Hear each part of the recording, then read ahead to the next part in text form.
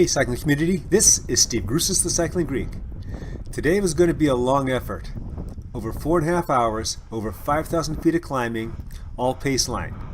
At least mostly paceline. I'll talk about what happens when we got to the climbs. With the teammates I'm riding with today, I've done paceline work with them, but it's been in the past, almost a year.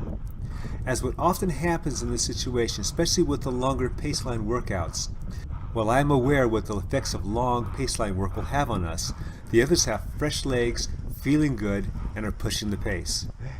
I was able to dial them back a bit on the flats before we got to the wall and the small climb that we're on now, but they picked up again. And consequently, as it always happens, the effects of the fast pace turn into a sudden realization of what's to come. All of a sudden, we're down to a reasonable intensity. There are two major 25-minute climbs on this course. My intent was to continue pacelining over both of them. There were 3 small climbs before that first major climb that I wanted to practice our pacelining on. The first one went so-so.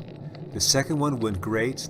And the third one was tough enough or exposed our challenges as a pacelining group. The 3 of us basically have similar climbing abilities.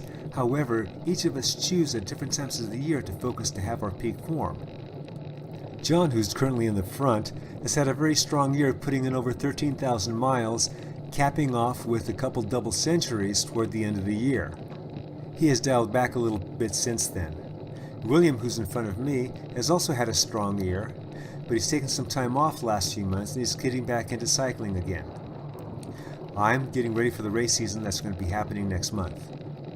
With my getting ready for the season, including having 3 3-hour paceline sessions, my body was pretty much dialed in for this type of work, even though this was going to be a 4.5-hour endeavor.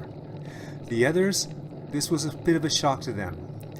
John started to develop some cramping on this climb. Once we got over the top, things eased up for John. He still had to watch it, but he certainly wasn't under the pressure he was on the climb. What kind of speed do you guys have? Downhill. It's downhill. All downhill. It's like 70. Remember, this is we're we've done over 4 hours with some big climbs, so we're not going to go all that fast.